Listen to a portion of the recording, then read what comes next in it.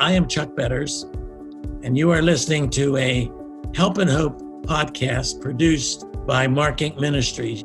Now, anyone who's experienced any kind of family conflict knows that family conflict hurts a lot. It sometimes goes so deep that reconciliation doesn't even seem to be possible. I'm talking today to Jim Burns, who's the author of the popular book, Doing Life with Your Adult Children. I mean, that title alone caught my eye because I have adult children, and the structures have changed from when we raised our kids to when they're adults. Our culture has changed, and becoming familiar with their culture and learning how to respond to how they're responding to their culture is sometimes really difficult. Jim, you are the executive director of Homeward Center for Youth and Family. You run a ministry, or the executive director, or president, I should say, of Homeward. What is Homeward? Homeward has 4 values, Chuck. This is what we do our content around and what we do our ministry around. And it's strong marriages, confident parents, empowered kids, and healthy leaders. So all of our content, all of our mission comes through those 4 values. Homeward's the largest provider of parenting seminars in the United States. So we have 27 speakers here in the United States who actually speak on topics related to, parenting and marriage. And then we do marriage conferences and have some really great resources on our website. A lot of good free stuff. We send out a lot of great, what we call e-blasts, 7 million of them in a year. And those are kind of ministry tips that people can get, and they sure seem to appreciate it. It just keeps growing. We're going to put your information on our website, but how can people interface with your organization? Well, they can go to Homeword, that's home, and then WORD.com, like the Word of God, and they can get all the information there. Yeah, Homeward it has a good, thriving website. Are you the founder of this organization? I actually am. I mean, it's a 35-year-old ministry, and my background was youth ministry. And then I wrote a book called Partnering with Parents in Youth Ministry, and that kind of changed my trajectory, saying, wow, we're helping a bunch of kids, but these parents need help too. So what we saw was a real movement within the church of family ministry and people focusing on trying to help parents, helping families succeed. And so Homeward took that vein and kind of moved out of the youth ministry field and moved into the family ministry field. And that's where we kind of have settled. We have a lot of families, friends who are our age. We're in the 70s, but 60s and even 50s, who will say, as our kids were growing up, I had such a great relationship with them. Then something happened. That relationship has deteriorated. I don't understand their life choices.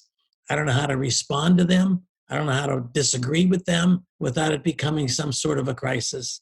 So parent and adult-child relationships, why do you think they get so difficult? Just what you said, you have friends who have done this. I mean, same with us. We started seeing this. And even at Homeward, we'd be doing parenting seminars and people would come up and say, this is fine, but it's our adult children we're having trouble with.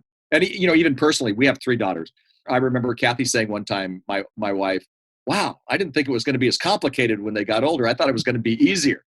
I think a lot of times it's because as parents, we don't change. So what I say oftentimes to parents is, my first principle is you're fired with your day-to-day job as a parent. I mean, you've invested at least 2 decades of your life with your kids. And now as they move toward adulthood, we've got to give them the passport to adulthood. And yet, what I see is with a lot of parents, and especially some of the Christian parents, there's a silent shame because their kids have, as you mentioned it, Chuck, the kids have violated values. They were raised in the church, they were raised in the youth group, and the parents are in deep shock that they have some difference of opinion. And I see that, and that's true, but I do think that parents can come alongside their adult children and end up having not a parent-child relationship, but an adult-to-an-adult relationship, even though they're still the parents. But I think we as parents have to follow some of those principles. And frankly, we have to reinvent the relationship. I mean, we were never parents of adults before, and they were never adults before, and there's this process of them not knowing what to do and us not knowing what to do. Can you maybe describe some of the challenges that you have heard from people as you've traveled and talked with these parents? What are some of the challenges they face? Many of them do have adult children who have violated their values. So they grew up with a faith component, and the kids strayed from faith. There are kids who have very different views than them. They may have a real strong biblical view on sexuality, on perhaps even drug and alcohol abuse, political views. I mean, you name it. And their kids have a different view. And so it makes it pretty uncomfortable at Thanksgiving dinner and, Christmas dinner, or if they're, as you mentioned at the beginning, if they're living in the house, sometimes that makes it uncomfortable. So I think that shocked parents, a lot of parents who said, hey, wait, we're doing a good job. And one of the things I say to parents of adult children is really good parents have kids who sometimes make real poor choices. That's not all about them. That's one of the things I hear. The other thing I hear is from, interesting enough, young adults, is they say, my parents are always trying to give me advice. And one of the principles we talk about in the book, Doing Life, is unsolicited advice is usually taken as criticism. And, we mean well, typically we're right, but the kids see it as us not trusting them.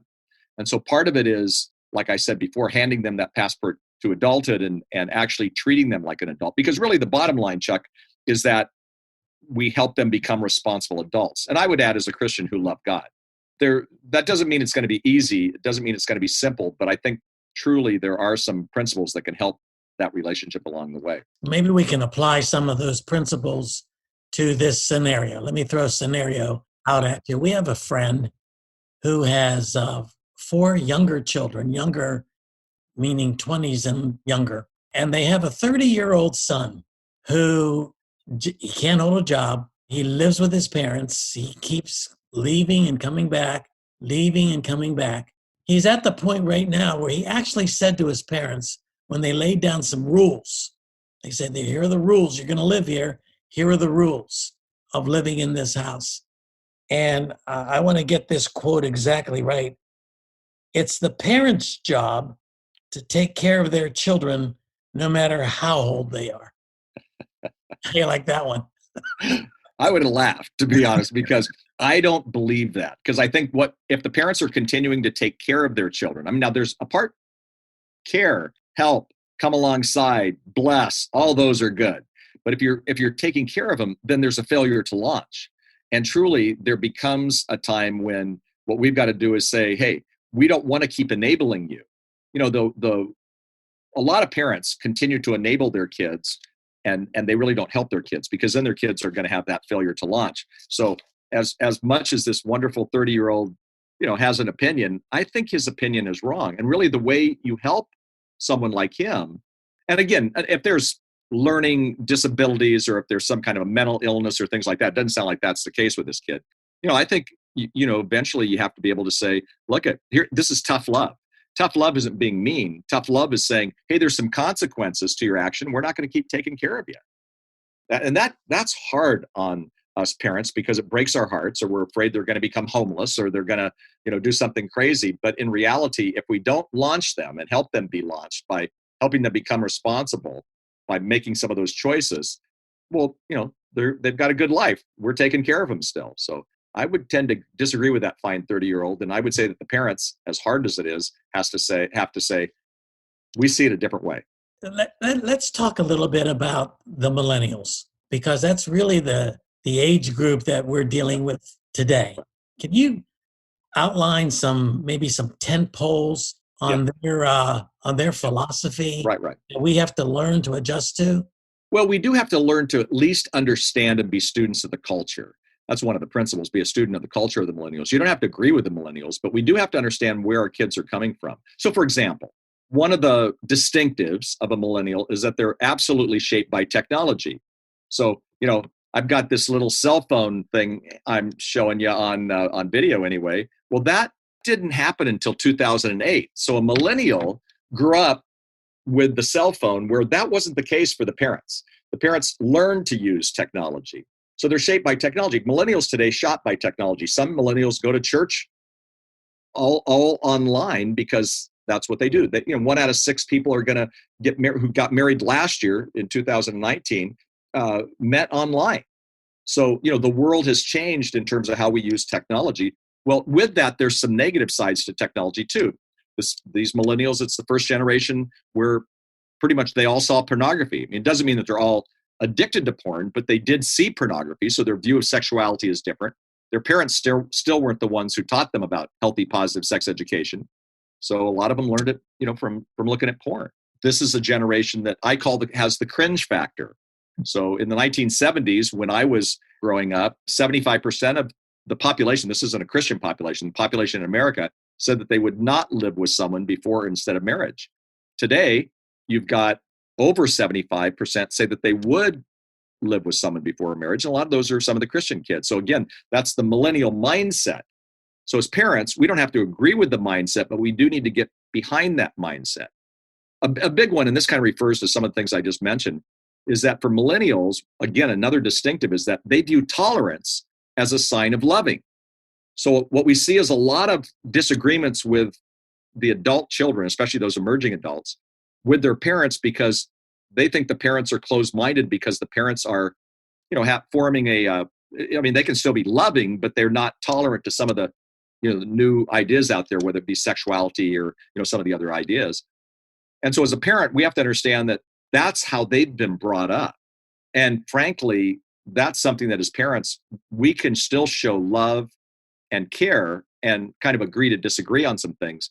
What we tend to do sometimes as parents is say, no, you're absolutely wrong. I won't even listen to this. When in fact, we may have to, with adult children, develop some dialogue and some loving dialogue, even though we don't have to change our boundaries. We do have to understand that their distinctives came from a different place. Let me piggyback on that just for a second. Yeah. What's the difference between caring and enabling dependence? Well, caring is saying love, showing love, and caring is being there for your kids. The other part to the book says, keep your mouth shut and the welcome mat out. That means that caring says, hey, the welcome mat's out. However, what you've got to do is have some boundaries and some expectations.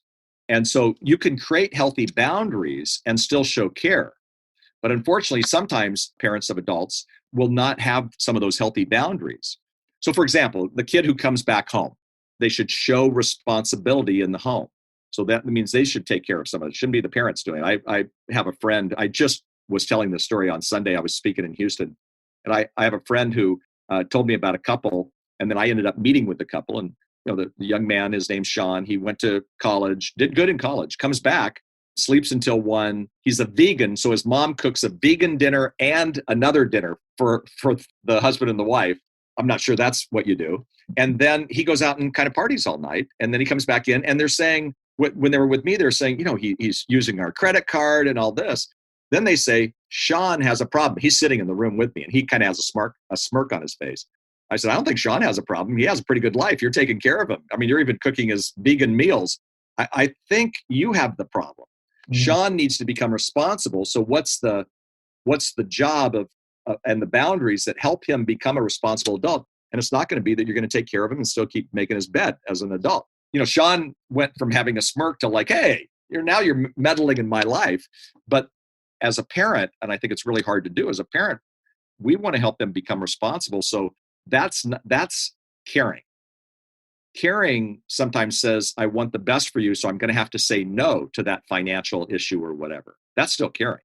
When you're enabling, then really you're enabling dependence on you. And because it's so hard for a lot of us when our kids do become adults, because they have been dependent on us, that sometimes we enable dependence because we still give them the money, we still are taking care of them, when in fact we've got to go back to that idea of launching. And so the question becomes, are you enabling dependence? Well, if you're handing them out money without responsibility, if they're living in your home and they're not following your moral code in the home, not that you can chase your kids all over the country, but if they're in the home, then they shouldn't have their boyfriend or girlfriend live. That's my opinion. Have their boyfriend or girlfriend, sleeping in the bedrooms with them and things like that. That's going to help them become responsible. Even when it comes to finances, I talked about, financial responsibility, but that's part of helping them as well. So to do that, you can't just take care of them. Even if you could, even if financially you could, the question would be, should you? If you are enabling them all the time, then you're paying for too much. They need to learn to do that on their own, even if you had the money. So much of our social interactions as adults, and I'm talking about in my age group now, has to deal with the values that are shifting on Facebook, on Instagram. You post something very innocent, and all of a sudden you find yourself being crucified by others who view your intolerance of certain values that you hold dear as hatred. Right. What do you do when that kind of a debate comes to fruition in your own children, right, when they begin to say things like, you're so intolerant, and they equate that with hatred? especially when it comes to biblical values. For one thing, I don't think we do it in a public forum. So I don't think it's Facebook and Instagram where those, because a lot of times you'll hear about a parent that posted something and then the kids start remarking. Now they're going back and forth on a public forum. I don't think that's the place to do it. I think it's over a cup of coffee in a loving environment. But I think it's important for them to understand that it's very possible to love someone and care for someone and not agree with that value. So, for example, one of the biggies is gender identity, issues. And so I happen to have a more biblical view of marriages based on a husband and a wife. And yet at the same time with our kids, we felt like we needed to have them see us love people who we didn't necessarily agree with. So not too long ago, we had a couple from our church, two men, and we invited the guy over for his birthday. And he was 42 years old. He'd never had a birthday party. So we even bought the little pointy hats and the little, things that you blow. And our kids knew that we didn't agree necessarily with their lifestyle, but they walked in the door and we sang happy birthday to this guy. And then we had a meal with him, with our family around. Kathy had a cake that had happy birthday and all this. It was the only time he'd ever had a birthday party. A lot of people who have struggles with their sexuality have some other issues. It could be, deep dysfunction, or it could be sexual abuse or things like this. He kind of fits all of that. And in the middle of us singing the second time, happy birthday, he leaned over to me and put his hand on me and he said, "No, I thought you guys were Christians." And I said, "Well, we are." And he said, "Oh, okay." He was trying to figure that out. Well, we didn't change our values, but what our kids saw was, we're still going to love people. Jesus looked at a prostitute and said, "Go and sin no more," but still, loved on the prostitute. I mean, some of those people running around with Jesus were pretty shady characters at one time, see? And so I think we have to do that. And I think that shows our kids that, yes, it's possible to love, but it's also possible to, and I think they respect that you can have a worldview. I have a good friend who's now passed away, but his name's Mike Yaconelli, and he was the founder of an organization called Youth Specialties. And he used to say, we can worship the living God in church and then argue politics on the way out to the parking lot. I like that. And I think we've gotten so divided and such a wedge in our country, whether it be political or with these other issues, even with our adult children. But I think we have to be careful not to do the wedge. So my story right there of the birthday party, that put even one of my children who love the Lord and go to church but have a different view on a couple of issues, that put them in disequilibrium because they went, wow, mom and dad still can show love to somebody but not necessarily agree with their lifestyle. We have a series of resources with Mark Inc. on gender identity. One of them is with Rosaria Butterfield. She is a former professor at Syracuse.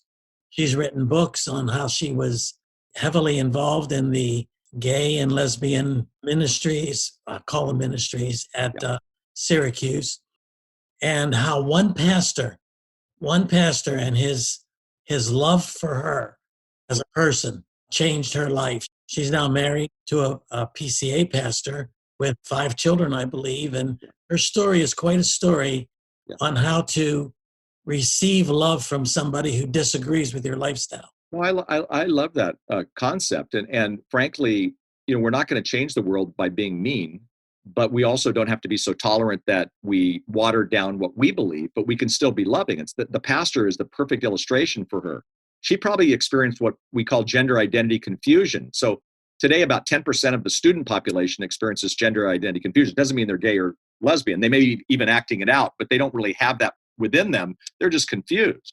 And if somebody comes along and shows them love and a true depth of intimacy that they don't know, well, that can change things pretty quickly. And I think we do that with our kids. Going back to the topic, I think we have to show our kids that it's very possible to love people as Jesus loved and still have a strong biblical foundation that isn't, I mean, he wouldn't have passed the tolerance test because he had some pretty strong things to say about leadership. He had strong things to say about sexuality. He had a lot of strong things to say about stuff, but he also seemed to do it with love. And then at the next thing you know, he's, like I said, he's talking to a prostitute or he's talking to a tax collector or things that were kind of the unlovelies.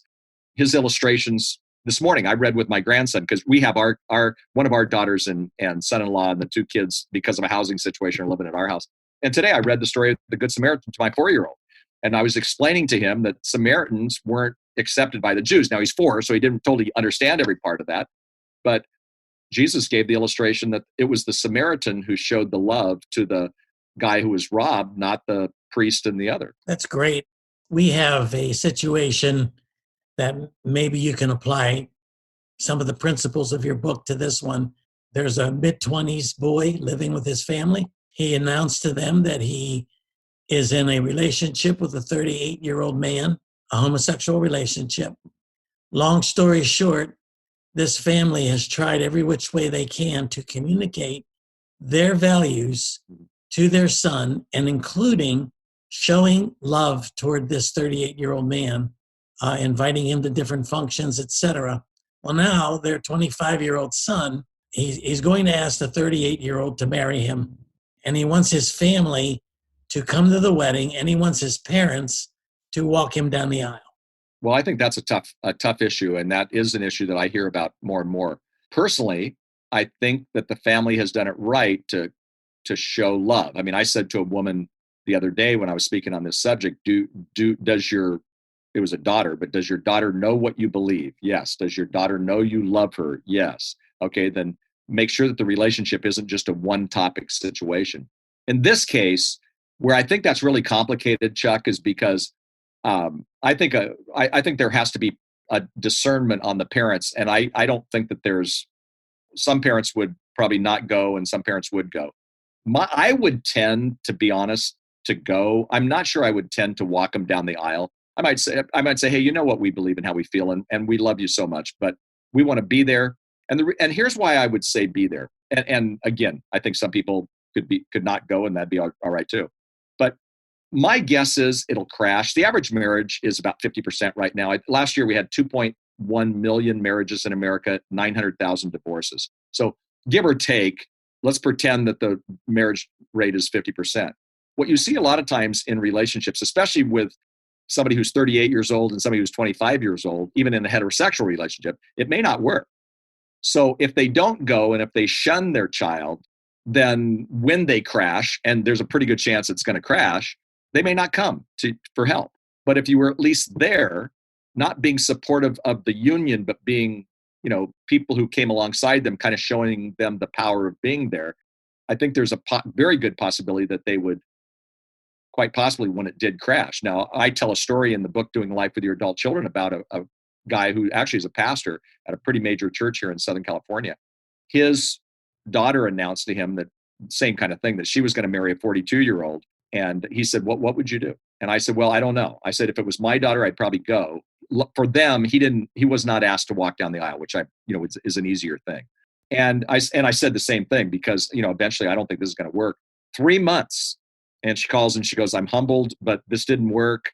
I'd like to come home. Well, today she's going through a Celebrate Recovery process at her church. She is in a relationship with a guy, and it's actually what she calls her first kind of Christian relationship. She's trying to do it right. So if the parents wouldn't have come, I'm afraid that she might not have come back to them. So, but it's really tricky. I mean, this is where, sometimes I think even as a Christian, the Holy Spirit may give me a leaning to say something or do something one way, and may give somebody else a leaning to do it differently. So I'm not going to put somebody down if they don't, but I would tend to say, as long as they know what you believe, as long as they know how you feel, do what you can to continue to show love without compromising your values. And I think it can be done.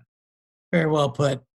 I am a grandparent. I'm about to become a great-grandparent. All right. So I have adult grandchildren. Can you think of one word that you just want to avoid like the plague when it comes to ministering to your adult grandchildren or your adult children? I'm going to give you 2 words, because I'm going to give you one good word, one word that maybe isn't so good. The word that I always think of, especially I'm thinking about your great-grandchildren, how awesome is that? I think of the word legacy, because you really have the chance to build into their life. And we have a phrase at Homeward that says one of the jobs of the church is to mentor parents. Parents and grandparents mentor their children and grandchildren, and the legacy of faith continues to the next generation. So the beauty of that is parenting and grandparenting is generational. So that's the word legacy. I would say that when we're talking about adults and adult grandchildren, that if we get too intrusive in their life, and what I mean by intrusive is we can be loving but not intrusive. And so sometimes it means we've got to You can't see this, but I've got some scars on my tongue because I always have an opinion. And my wife says I always think I'm right. And I've just had to learn to not be intrusive with even my daughter and son who are living, our son-in-law who are living right now. There's a couple things that they do with their kids, and they're great. My daughter and son-in-law are awesome people, and they're actively involved in the same church we are, and they're beautiful. But there's some things that drive me nuts. And I would love to tell them what I think about how they do certain things. But, they didn't invite me into that. So I don't want to be intrusive, because if I'm intrusive, I'll lose the right to speak into their life on some of the more important issues. Legacy intrusiveness. You talked in the beginning about you're fired. Yeah. Your job description is over. You're fired. Yeah. So what's the job description of a parent raising their children versus a parent interfacing with their adult children? It's a great question because, well, let's take the adult children first. You're on a parallel journey. I mean, you were never the parent of an adult child before, and your children were never adults, so they don't really know what they're doing either. So I think you have to reinvent the relationship. And so part of the job description is to reinvent the relationship. And that means, as I said earlier, you give them the passport to adulthood, but I think you have to rewrite the script by letting go. And this is hard for us, but it's also hard for the kids because you gave at the very beginning of this, you were talking about the 30-year-old who said, no, your job is to still take care of me. Well, actually, that's not right. The job is to let go and become responsible. And so part of that job description is what I said. I think you'd be encouraging, but not intrusive. You know what? Also, I honestly believe that one of the parts of our job description as parents of adult children is for us to get as emotionally, spiritually healthy as we possibly can. Because there's a woman, and we used to read this book to our children, and now we're reading it to our grandchildren. It was called Alexander and His Very Bad, Horrible, No Good Day. And the woman's name was Judith Vorst. And one of the comments she talks about with adult children is she goes, letting our children go must be counted as one of the great losses. And I don't think parents of adult children do that enough, where they kind of go through the grief process of saying, we're not needed. So I think that's part of our job description with adult children. And truly, the unsolicited advice is taken as criticism. With our children, now that's a different story. When you have babies, you're caring for them, and then you move to controlling them, managing them in the best of ways. But by the time they get about 10, you're still moving them toward what's the bottom line in parenting? Help them become responsible adults. It's the same thing. So then you begin to coach, consult. By the time they're late teens, you want to be basically helping them make most of those decisions. Even if they're not making the perfect decisions, they're going to learn by skinning their knee. Experience is always a better teacher than advice. And so the difference is you're actively involved day to day. And even if you're a coach, if you've moved to that level as opposed to just always controlling like the little ones, coaches lead, coaches put you on a timeout, coaches give direction. So you continue that role. And that's the role you do when they're in the house. When they become adults, the role does change where now you're really moving it from parent-child to more of an adult to adult. You're still the parent. They're still calling you mom. They're still calling you dad. But it really does have to change. And when that happens, I think what they hear you say, whether by words or just by your actions, is you trust me. And you trust me to be a responsible adult, even with my foibles and my, skin knees along the way. That's how we learn. When you're in my age group, as you very well know, we're in uncharted territory. You're watching your children develop their marriages, how they parent their children, how they get along or don't get along with their in-laws, honoring your in-laws when you don't even like them, right. That sort of thing. Dealing with holidays, navigating the whole principle of dual families. You talk about all those things in your book, and I'm looking at my own situation. I have 3 adult children, all married, 14 grandkids. 3 or 4 of them, they're in adult roles now. They're married. So we're starting in the great-grandchild role. But when they all get together, they all come to our house and they're all in the same room. It can get pretty heated at times. Sure. Because they're all very opinionated, hanging on to certain values that they consider dear. Now, in our role, I'm asking you about our role right now. Right. When we see that happening, and when we see that there could be possible conflict that comes as the result of it, what would you advise somebody like a large family, kind of we're the head of the family, I'm the patriarch, my wife's the matriarch. When you see it starting to get out of hand because of their diverse opinions about life? What should we do? I think you do it with a smile. And you may have to scream into the pillow in the bedroom going, and with you and your wife saying, what is going on? But I think you have to do it with a smile. And, there is a phrase that I like to use when we're talking about, the in-laws and, all the family coming together. And I say, protect the family, do the right thing. So sometimes the right thing is to allow some of that to happen, even though you don't want it to. But you've got to protect the family. So, we have a rule at our house because of one daughter and son-in-law who have a very different political bent than the other ones. And so we don't really get much discussion with them, but boy, do they go at it when they, same thing. And so I've said, okay, we recognize that people have different opinions, and that's not going to be the issue for the day. So time out. If you guys want to do this on your own time, fantastic. Go out. We live at the beach. Go out and take a walk on the beach and do whatever you want to do, but don't do that in here. And they've accepted that. So we've had to put some boundaries around for our personal life. We've had to put some boundaries because your family it's not as your family. You have many more grandkids. We have 2 and 1 coming. The point being is that, it can get a little rowdy. I would say it's better for us to just go, look, we're going to protect the family and do the right thing. My dad did something that I respect so much, and I wasn't raised in a Christian home, Chuck, but 2 of my brothers worked with him. They worked in the same business, and it wasn't going well with our family. We'd have all these arguments about the business. I wasn't a part of that, but I would observe it. And my dad ended up buying my brothers out at a loss for him so that we could still have a family. And what he did was he sacrificed money to make sure that the family was going to be together, and the family came back together in a beautiful way. You didn't ask that question, but in reality, I think what my dad did was an incredible illustration of saying family is more important than money.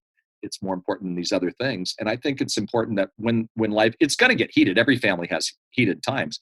If it gets too heated, I think we have to call a timeout when you say, and I think it comes best when the patriarch and the matriarch say it's a timeout, but you're doing it with a smile. You're not doing it in anger, or you're not teaming up with one of the other people. You're just simply saying, this isn't working right now. And so we're going to ask that, we cancel these kinds of conversations. Is it going to be perfect? No, but at least they know what you feel and what you believe. Can you think of a way in which a matriarch or a patriarch should handle a discussion with their adult children who have a conflict with another of the adult children? In other words, when the siblings are in a rivalry, what should our role be? I don't think we jump in as fast as a lot of us do.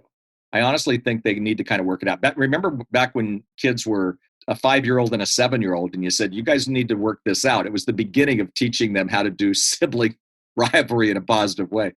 And I think there's a little of that where you say that. At the same time, if you feel like it's breaking the family apart, I think it's really, really possible to not jump into the weeds, but to, from a little higher level, have that conversation. I actually know a guy. I'm in a small group. I've been in a small group for 17 years with these incredible men. He had 2 sons who were kind of fighting with each other. And so he said, would you guys the Bible says where there's no counsel, the people fall, and the multitude of counselors are a safety. Would you be willing, if mom and I paid for 2 counseling sessions for you to kind of do this with a moderator? I don't think you want to do this with mom and me. And he was totally more around one of the sons he agreed with and the other son he didn't agree with, on this issue. And so I thought that was a great thing. And again, it cost him $300, I think, because he went to a really nice, the counselor was $150. So you're talking $300 to get this settled. Well, that's nothing compared to where it could have gone. And the boys were really thankful. The spouses of their 2 sons, just kept saying, thank you so much, because the boys kind of came back together. They had to lower their expectations of what their relationship was going to be like. They probably weren't going to be fishing buddies for the rest of their life. But the counselor got to the nitty gritty, and it wasn't the dad and the mom. And because I have 3 daughters, so of course we've had no hormones or drama in our life. Oh yeah. So with that, there's times when our girls have gotten, they're the closest of the closest. And yet there's times when they've, been on each other. And what we've had to do sometimes is give some suggestions from afar, or even with adults say, can I have permission to speak into this? I remember one time saying to my daughter, Christy, she's my oldest, and she's the one who lives with us, and she's a character. And I said, Christy, can I speak into that? And she goes, not now, Dad. And I'm thinking, wait, people pay me money to give them advice, and my own daughter isn't wanting it. And I just kept my mouth shut.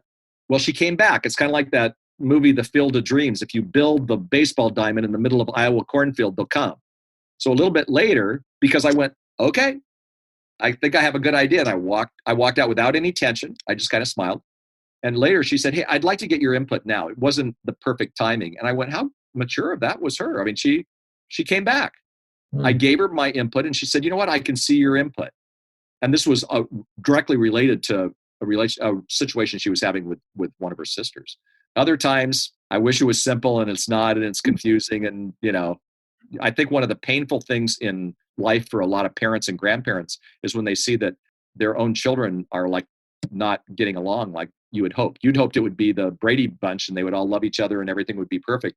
And that isn't the case a lot of times. Well, as we get ready to wrap up our time here, you wrote a book that I think should be required reading for every parent of a person who's ready to become an adult, Doing Life with Your Adult Children. You have 9 principles in that book that are designed to help build the relationship that's an adult to adult relationship. And we've kind of already touched on a few. Can you unpack a few more with hopes that the listeners are going to want to hear more and hopefully get your book? Yeah, let me give a couple of kind of overriding principles. One is on the principle. We talked about violating values a little bit, but the principle is you can't want it more than they want it. And that's tough because as parents, we want it more than they want it a lot of times, especially if the kids are, messing up. Say they stray from faith. But somehow we've got to understand that if we enable them or if we enable them toward dependence on us, that isn't going to work. So that you can't want it more than they want it, I think is a big one. We only touched a little bit on financial, and finances are a big deal. I always say don't make finances complicated. Now, 75% of parents sometime help their kids as adults financially. But sometimes you have to, the greatest way to say, I love you is to say no if they have some kind of a need. And really what you want to teach your kids and help your kids move toward is healthy stewardship, financial responsibility. And I find that a lot of parents, when they come to me, that's the issue that they're talking about. I'm as a speaker right now, I'm speaking on this a lot, almost weekly. And that's one of the violating values. And I would say the financial issues, do I keep paying for my kid's cell phone and car insurance and my kid is, 26 years old? My suggestion is wean them off of that pretty quickly. But I would say those are important principles. The other principle that we when we talked about the millennials, and the principle is just simply become a student of the culture. We were 18 and we were 28 and we were, as your kids are a little bit older, we were those ages, but we were never their age because of where the culture has. So we don't have to agree with everything that comes in the culture, but we do have to understand the culture. And when we do that, I think it helps us then, identify with them. And then the other one that we alluded to simply, Chuck, is the one that I do this with in-laws, the blend, exes, but even thinking about just the in-law story. And the one I use is wear beige and keep your mouth shut.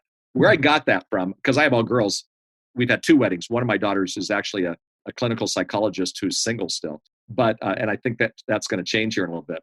But I said to a friend of mine, they have all boys, and I said, "What do you if you're the parent of a groom, what do you do?" And she smiled and she said, "Well, I just wore beige and kept my mouth shut." And I started laughing because I go, "That was not our experience." Mm-hmm. But I think it's a good advice that you be their greatest cheerleader. You don't give advice unless asked, but you don't criticize. Mm-hmm. I was talking to a woman this weekend who she was having trouble getting toward her son and the grandkids. And I said, well, access to your son and grandkids is through your daughter-in-law. She goes, well, I don't even like my daughter-in-law. And I said, well, there's some people probably at work that you don't like either, but you try to get along with them. I would make your daughter-in-law your biggest project and not try to change her, but actually try to develop a healthy relationship, because in doing that, and not preaching and lecturing at her, but in doing that, you also get access to your son and grandchildren in a way that she's going to stop that if you're not careful. And I think that's a neat principle as well. So lots of good principles throughout this. What's the cringe factor? Cringe factor is that kids are living lives. I mentioned pornography. I mentioned cohabitation. We talked about gender identity. Because that's so prevalent in our culture with our kids, we as parents kind of cringe. We didn't see that coming. The other aspect of the cringe factor is that we didn't see straying from faith coming. And so they're forfeiting their spiritual purposes And that came as a great shock to many of us because we were raising our kids in the church. We raised our kids in faith. We had family, times. Not that anybody was perfect, but we expected them to stay strong in the faith. And the cringe factor was, seriously, they're now not even, going to church, and they're not raising their children going to church. That's a cringe factor.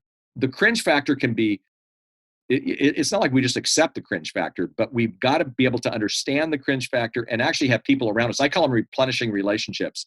And for Kathy and I, we found, because all three of our kids are actually doing really good right now, but they were in college especially, they made some silly decisions.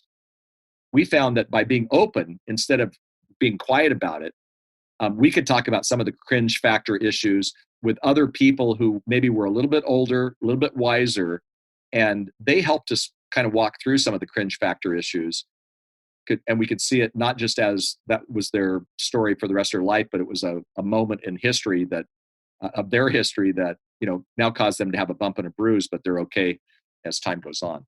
You mentioned the faith factor, that there are times when parents whose children have departed from the church and from the values with which they were raised, that the adult or the parent can feel as though, what did I do wrong? Did I do something wrong? What counsel would you give them at that point? I mentioned it already. I think that, a long time ago, not talking about faith, but I said really good parents can have kids who make poor choices. So, the interesting side about faith is, they tend to imitate the faith of their parents, but then they get to a stage where they have to develop their own faith. And so I don't think parents can be too hard on themselves, but they also have to know this, that about 65% of kids, and at Homeward, we specialize in thinking about kids, about 65% of kids do sometime leave the church kind of after high school. A lot of times they do come back, Chuck. They come back at marriage. They come back when their children come. So it's not as bleak as we make it sound sometimes. And I think we have to have a lot of patience and realize that our kids who are making some statements or even going in a direction, it doesn't have to be like that forever. The Bible says, train up a child in the way that they would go. And I think a lot of parents did that really well. And in the end, they will return. It doesn't say that there's not going to be bumps and bruises, and it doesn't say when the end is. So sometimes, our pastor used to always say, God is never too early and he's never too late. Well, I've thought he's been too late sometimes in my life with some of those things. I don't mean that, as an affront to God, but when it comes to timing, I do see kids come back, and I do have hope. My dad became a Christian at 83 years old. I'm not saying that you want your kids to wait that long to come back, but I think a lot of kids do come back when there are those moments in their life, like marriage, children, a tough thing happens, a storm in their life comes. And I think we need to be there, be steady, be loving. If we're dumping all of our anger and frustration on them, well, they're not going to come to us when they're in time of need. So, are we the ones who are kind of coming alongside of them, even though they know we disagree with them? Like I said earlier, we have 14 grandkids, and each one just has our heart. I mean, each one of them has us wrapped. Yeah, absolutely. I get it. When you see, now this is not necessarily in our case, but when grandparents see that their grandchildren are not being raised with the values, the Christian values with which you hoped they were going to be raised, with which you raised your children, their parents, what advice would you have for that grandparent? Well, first of all, every grandparent can pray and every grandparent can be engaged. So what I find, think about in your life and in my life, the amount of people we've talked to who said it was a praying grandma. It was a grandpa who, was kind of goofy and he wore a weird hat, but he always said, Jesus loves you and I love you. And, we didn't hear that in our home, so parents or grandparents can keep that going. But I also find that if the grandparents are in the area, a lot of times parents will say, hey, we'd like to take him to church, or we've got vacation Bible school coming up. We'd love to take him to vacation Bible school. There's a lot of Christian conference centers around. They have family camps. And many times, instead of preaching to the kids, your own kids, and saying your kids need to get in here, say, hey, we got a chance to go to a camp for a week. We'd love to bring the grandkids. We'd in fact love to have you come, and you don't have to cook all week, and we'll even pay for it. And I realize sometimes it can't happen because of cost. But I've heard so many great stories when grandparents come alongside and aren't preachy luxury, but just sort of make it happen. It's kind of funny. Somebody told me this a couple of weeks ago. I write books on sexuality for kids.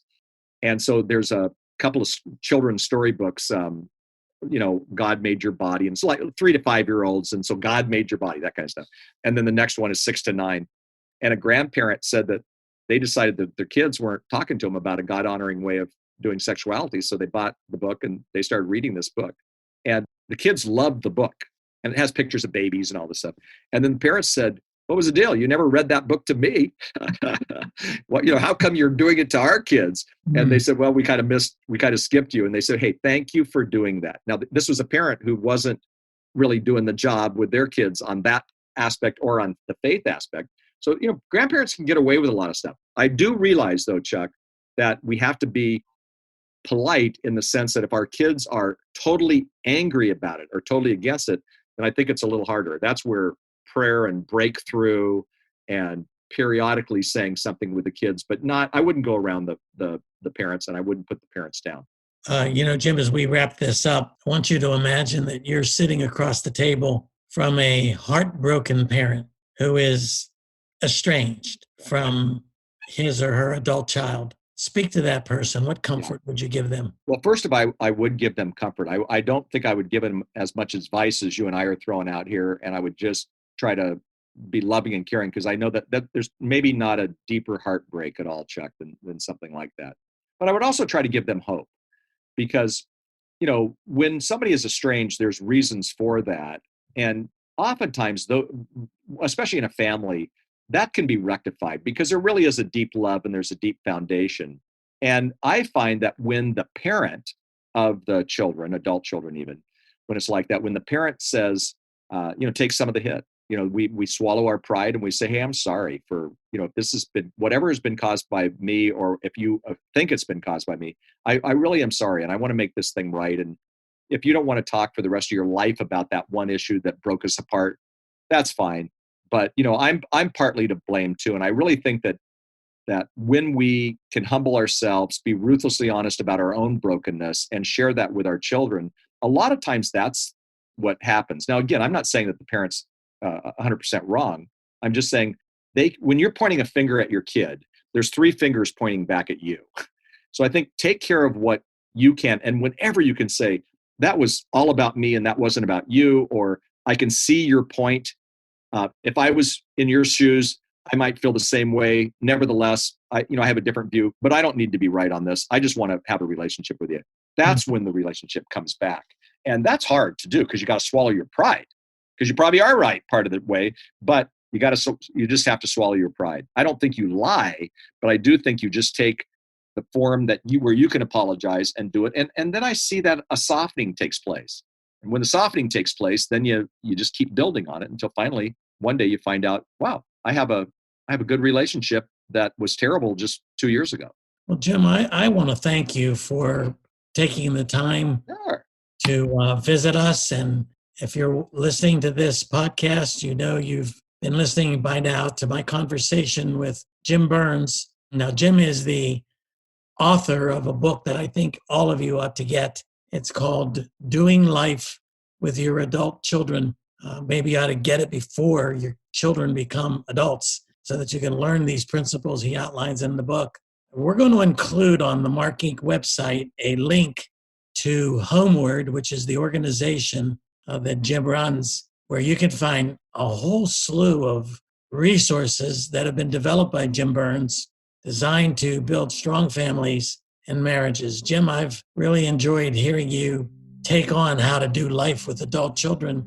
And I know it's hard. And I know our listeners are better equipped to interact with their adult children too. And I hope many of you will get Jim's book, because we here in this podcast, we've only had time to cover a small part of Jim's message. This Help and Hope podcast is produced by Mark Inc. Ministries. You can go to markinc.org, where you will find hundreds of free resources designed to offer help and hope to hurting people. And if you were encouraged by what you've just heard, share it with your friends, or let us know if you have any questions that we might be able to help you answer. Mark Inc. Ministries is a ministry you ought to like on Facebook and other social media. There you can stay up to date with all of our new resources. You can subscribe to this podcast, many other podcasts that we have, when you're visiting us at markinc.org, markinc.org. I want to thank you for listening. I want to pray that God's Spirit will bless and encourage you, that you will find the hope of the gospel in the Lord Jesus Christ. Jim, one final word from you. Hey, great to be with you, and bless you and Sharon. And as people get involved in parenting, it's the greatest thing. Jesus said, let the little children come and do not hinder them, for the kingdom of God belongs to such as these. And little children in his mind might be some of those adult children too. So your role as a parent and as a grandparent is, I think, one of the most important roles you can ever have. And you're really the arms and the mouthpiece of God. Enjoy it and have serious fun with those grandkids and your kids as well. Yes, thank you, Jim. God bless you for listening. Thank you for listening. Visit us at markinc.org. God bless you, friend.